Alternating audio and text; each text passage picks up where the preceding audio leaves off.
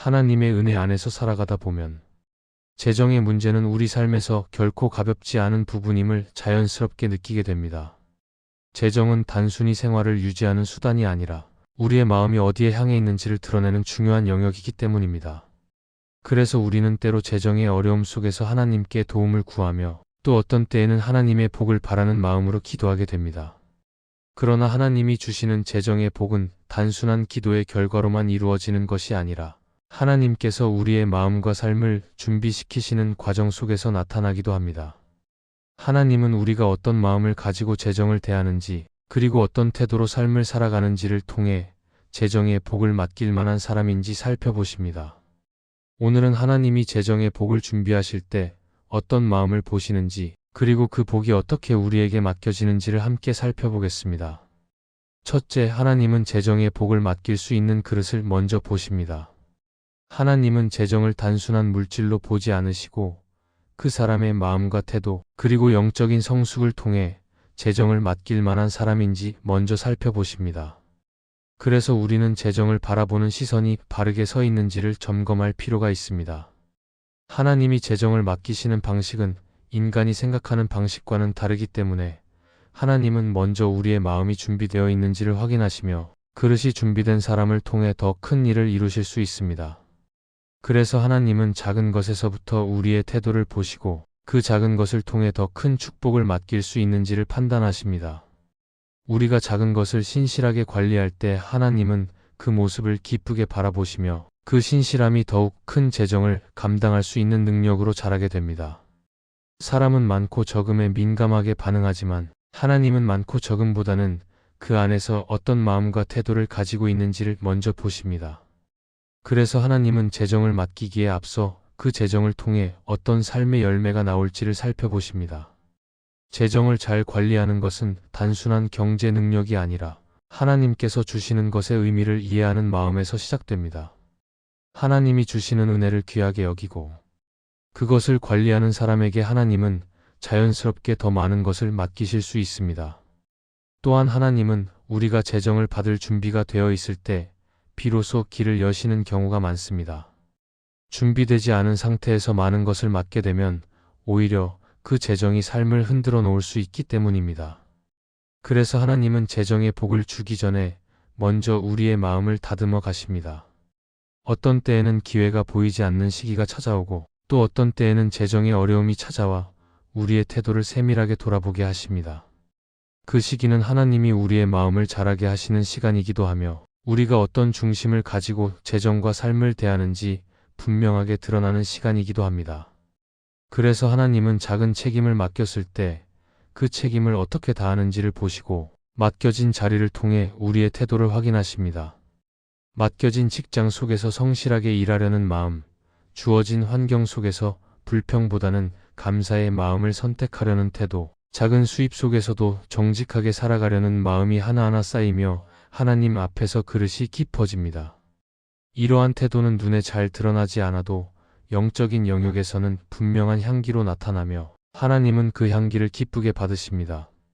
재정의 복을 맡길 수 있는 사람은 그 재정을 통해 자신의 유익만을 추구하지 않고 하나님이 기뻐하시는 방향으로 사용할 수 있는 사람입니다. 그래서 하나님은 먼저 마음을 준비시키시고 이 과정에서 우리의 욕심을 다루시며 재정이 하나님을 대신하는 자리가 되지 않도록 마음을 지켜주십니다. 하나님은 재정이 우리의 삶을 흔들어 놓는 것이 아니라 하나님의 뜻을 이루는 도구가 되기를 원하시기 때문에 먼저 그 재정을 온전히 감당할 수 있는 마음을 마련해 주십니다. 그 과정이 때로는 길게 느껴지고 답답하게 느껴질 수도 있지만 그 모든 시간은 하나님이 우리의 그릇을 키우고 계시는 시간입니다. 그래서 우리는 재정의 복을 구하기 전에 먼저 하나님께서 어떤 그릇을 기뻐하시는지를 바라보아야 합니다. 하나님은 마음의 중심을 보시며 그 중심이 하나님께 가까이 있을 때 재정의 복을 기쁨으로 맡기십니다. 작은 것에 신실함을 보이려는 마음, 주어진 자리를 귀하게 여기려는 태도, 그리고 하나님이 주시는 것을 감사하게 관리하려는 의지가 우리의 그릇을 넓혀갑니다. 이 모든 과정 속에서 하나님은 재정을 맡길 준비가 되어 있는지를 보시고 그릇이 준비된 사람에게 재정의 문을 열어주십니다. 하나님은 오늘도 우리의 마음과 삶을 바라보시며 재정의 복을 맡길 만한 사람을 찾고 계십니다. 둘째, 하나님은 돈보다 하나님을 먼저 구하는 사람에게 재정의 길을 열어주십니다. 하나님은 우리가 재정을 어떻게 바라보는지를 매우 중요하게 여기십니다. 왜냐하면 재정은 우리 삶의 많은 부분을 움직이지만 하나님은 재정이 우리의 주인이 되는 것을 원하지 않으시기 때문입니다. 그래서 하나님은 재정의 축복을 주시기 전에 항상 마음의 우선순위를 점검하게 하시며 무엇을 먼저 붙드는지를 살피게 하십니다. 우리가 하나님보다 돈을 더 신뢰하게 되면 재정은 복이 아니라 짐이 될 수 있습니다. 그래서 하나님은 재정의 문을 열기 전에 우리의 중심이 하나님을 향하고 있는지를 확인하시며 하나님을 먼저 선택하는 사람에게 재정의 길을 준비하십니다. 하나님은 마음의 중심이 하나님을 향해 있을 때 재정의 복이 삶을 무너지게 하지 않는다는 것을 아십니다.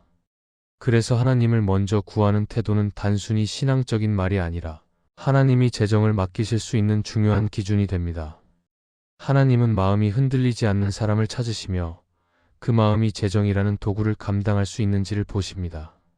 우리가 하나님을 먼저 선택하면 재정이 삶을 이끄는 것이 아니라 하나님이 삶을 이끄시는 자리가 마련됩니다. 그 자리가 바로 하나님이 기뻐하시고 재정의 문을 열어주시는 자리입니다. 하나님을 먼저 구하는 사람은 재정이 걱정될 때도 먼저 하나님께 나아가고 주어진 형편 속에서도 하나님을 신뢰하는 태도를 선택합니다. 이러한 태도는 하루아침에 생기지 않으며 하나님과의 관계가 깊어지는 과정 속에서 자연스럽게 자라게 됩니다. 우리가 하나님을 먼저 구하기 시작하면 하나님은 마음의 평안을 주시고 재정의 필요가 있을 때에도 길을 보여주십니다. 때로는 예상하지 못한 공급으로 채워주시거나 사람을 통해 길을 열어주시기도 하고 새로운 기회를 준비해 주시기도 합니다. 이러한 일들은 우연이 아니라 하나님을 먼저 구하는 사람에게 하나님이 직접 준비하신 응답입니다. 하나님은 우리가 재정 때문에 흔들리는 것을 원하지 않으시기 때문에 재정을 통해 하나님께 더 가까이 오도록 이끄십니다. 그래서 하나님보다 돈을 먼저 두는 습관을 다루시는 때도 있고 재정이 부족한 시간을 통해 마음의 우선순위를 바로 세우는 때도 있습니다. 이러한 과정은 힘들게 느껴질 수 있지만 하나님을 가장 먼저 구하도록 마음을 정리하는 시간이 되며 하나님은 그 마음을 보시고 재정의 문을 여실 수 있습니다. 하나님은 재정을 맡기기 전에 항상 중심을 먼저 다듬으시며 마음이 하나님께 머물 때 재정이 복으로 사용될 수 있습니다. 하나님을 먼저 구한다는 것은 재정을 무시하라는 의미가 아니라 재정보다 하나님을 더 신뢰하는 선택을 한다는 의미입니다. 그래서 하나님을 먼저 구하는 사람은 재정 문제 앞에서도 두려움보다 하나님을 더 크게 바라보고 하늘 아버지의 공급을 먼저 생각합니다. 이러한 믿음의 태도는 하나님이 기뻐하시는 마음이 되며 하나님은 그 믿음을 따라 재정의 길을 열어주십니다. 하나님을 먼저 구할 때 삶의 결정이 흔들리지 않고 재정이 부족한 상황에서도 감사와 평안을 유지할 수 있으며 이런 마음의 자세는 하나님이 복을 맡기시는 중요한 이유가 됩니다. 또한 하나님은 하나님을 먼저 구하며 살아가는 사람에게 재정을 맡기셨을 때 그 재정이 흐르는 방향도 선하게 흘러가도록 도우십니다. 하나님을 먼저 구하면 재정이 생겨도 그것이 삶의 목적이 되지 않고 하나님이 주신 자리에서 선한 영향력을 나누는 도구가 됩니다. 그래서 하나님을 먼저 구하는 사람은 재정을 어떻게 사용해야 하는지를 하나님께 묻고 하나님이 기뻐하실 선택을 하며 결국 재정이 복의 통로로 흘러갈 수 있습니다. 이러한 삶의 방향은 하나님께서 재정의 문을 더 넓게 여시는 이유가 됩니다. 하나님을 먼저 구하는 태도는 그 자체로 하나님께 향한 믿음의 고백이며 재정을 바라보는 바른 마음의 시작이 됩니다. 하나님은 이러한 마음을 귀하게 보시며 그 마음을 기초로 더 큰 재정의 복을 맡기십니다. 하나님을 먼저 구하는 사람은 재정을 삶의 중심에 두지 않고 하나님을 중심에 두기 때문에 하나님은 그 중심을 영적으로 안전한 자리라고 여기시고 재정을 맡기시는 것입니다. 그래서 하나님을 먼저 구하는 것은 단순한 우선순위의 문제가 아니라 하나님이 재정의 문을 열어주시는 근본적인 이유입니다. 셋째, 하나님은 유혹을 피할 줄 아는 사람에게 재정의 문을 여십니다. 하나님은 재정을 맡기실 때 그 재정이 우리의 삶을 무너뜨리는 방향으로 흐르지 않기를 바라십니다. 그래서 하나님은 재정의 축복을 주시기 전에 반드시 우리의 마음이 유혹을 이길 수 있는지 점검하시며 작은 유혹 앞에서도 중심을 지킬 수 있는지를 보십니다. 재정에는 항상 함께 따라오는 유혹이 있기 때문에 하나님은 재정을 맡기기 전에 먼저 그 유혹을 다룰 수 있는 사람으로 자라도록 도우십니다. 우리가 유혹을 피할 줄 알게 되면 재정이 우리의 마음을 흔들지 못하고 하나님이 의도하신 목적대로 사용될 수 있기 때문입니다. 재정의 유혹은 언제나 눈에 띄게 다가오지 않고 조용하게 마음 깊은 곳에서 시작될 때가 많습니다. 그래서 하나님은 우리를 작은 상황 속에서부터 훈련하시며 남들이 보지 않는 결정 앞에서 정직한 선택을 하도록 이끄십니다. 남이 보지 않아도 스스로 정직을 선택할 수 있는 사람, 누구에게도 들키지 않을 것 같아도 하나님 앞에서 옳은 선택을 하려는 사람을 하나님은 기뻐하십니다. 이러한 사람은 재정을 맡겨도 흔들리지 않기 때문에 하나님은 그 마음을 보시고 더 큰 재정의 문을 열어주실 수 있습니다. 하나님은 재정의 유혹 앞에서 마음이 흔들리지 않는 사람을 찾으시는데 이것은 완벽한 사람이 되라는 뜻이 아니라 하나님께 돌아갈 수 있는 마음을 가진 사람이라는 의미입니다. 우리가 유혹을 느낄 때 하나님 앞에 솔직하게 나아가고 도움을 구할 수 있다면 하나님은 그 마음을 귀하게 여기시고 그 사람에게 재정을 맡기실 수 있습니다. 유혹을 피하는 삶은 스스로의 의지로만 가능한 것이 아니라 하나님께 가까이 머무는 사람에게 자연스럽게 흘러나오는 삶의 태도이기 때문입니다. 하나님은 유혹을 이길 힘을 우리가 스스로 만들어내는 것이 아니라 하나님을 의지하는 마음에서 자란다는 것을 아십니다. 그래서 하나님은 그 마음이 자라도록 시간을 통해 훈련하시고 작은 선택 속에서도 하나님을 선택하게 이끄십니다. 유혹을 피할 줄 아는 사람은 재정이 많아지는 상황에서도 마음의 중심을 지킬 수 있습니다. 돈이 많아질수록 유혹도 커지기 마련이지만 하나님은 그 유혹을 다룰 줄 아는 사람에게 재정을 맡기시면 그 재정이 삶을 복되게 하는 통로가 됩니다. 하나님은 재정을 맡길 때 반드시 미래까지 보시며 그 사람이 재정을 통해 어떤 선택을 하게 될지를 아십니다.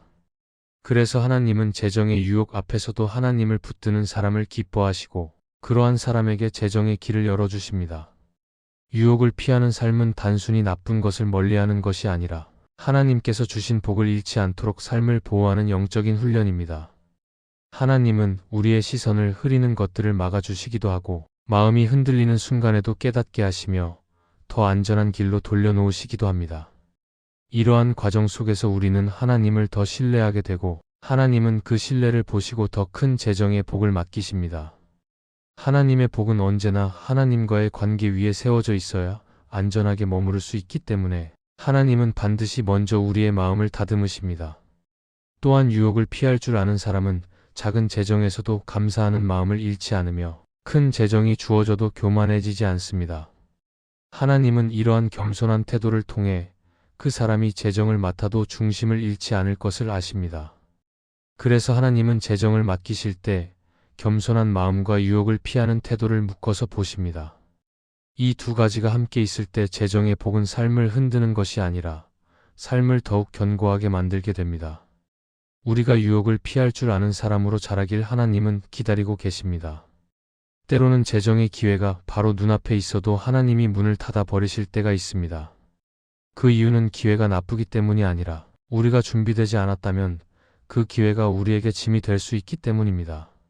하나님은 우리의 시간표보다 안전을 더 우선해 두시는 분이시기에 유혹을 피할 수 있는 마음이 세워질 때까지 기다리시고 다듬어 주십니다. 그 기다림 속에서 우리의 마음은 깊어지고 우리의 중심은 더욱 단단해지며 하나님은 그때 재정의 문을 열어주십니다. 유혹을 피할 줄 아는 마음은 하나님이 재정을 맡기시는 중요한 기준입니다.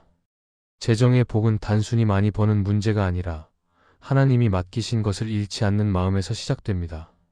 그래서 하나님은 유혹 앞에서도 하나님을 선택할 줄 아는 사람, 재정을 지혜롭게 바라보고 사용하려는 사람, 하나님을 삶의 주인으로 고백하는 사람에게 재정의 복을 맡기십니다. 이러한 마음을 가진 사람에게 하나님은 재정의 문을 열어주시며 그 재정을 통해 더 선하고 복된 일을 이루도록 인도하십니다.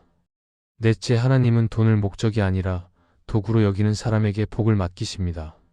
하나님이 재정의 복을 맡기시는 중요한 기준 가운데 하나는 우리가 돈을 어떤 시선으로 바라보는가 하는 부분입니다. 돈을 삶의 최종 목적처럼 여기면 마음이 쉽게 흔들릴 수 있고 재정이 많아질수록 불안도 커지게 되지만 돈을 하나님이 맡기신 도구라고 생각하는 사람은 재정이 많아져도 중심을 잃지 않습니다.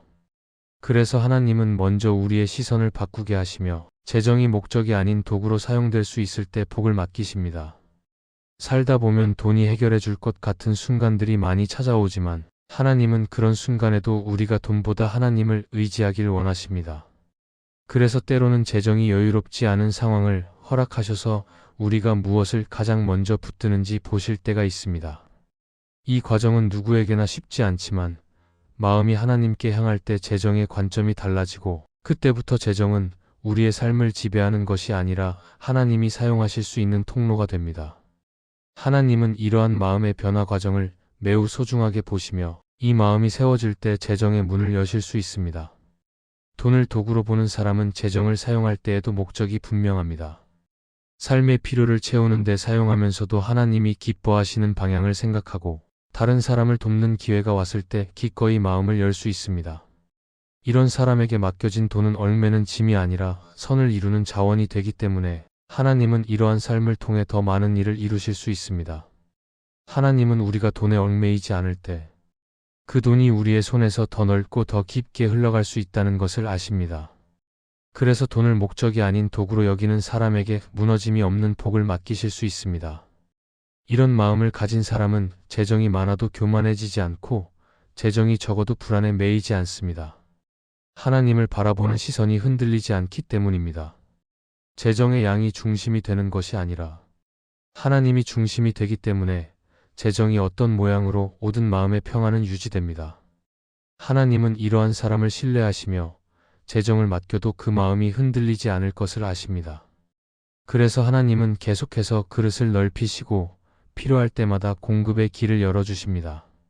팀 켈러는 그의 책 기도에서 이렇게 말합니다.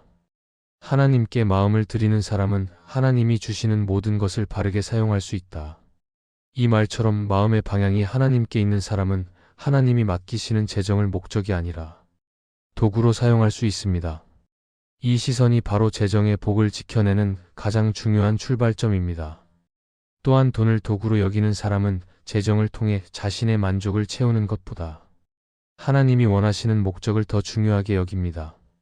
그래서 하나님은 그 마음을 보시며 재정을 맡기시고 그 재정이 나를 위해서만 흘러가는 것이 아니라 하나님이 이루고자 하시는 복된 일로 흘러가도록 인도하십니다.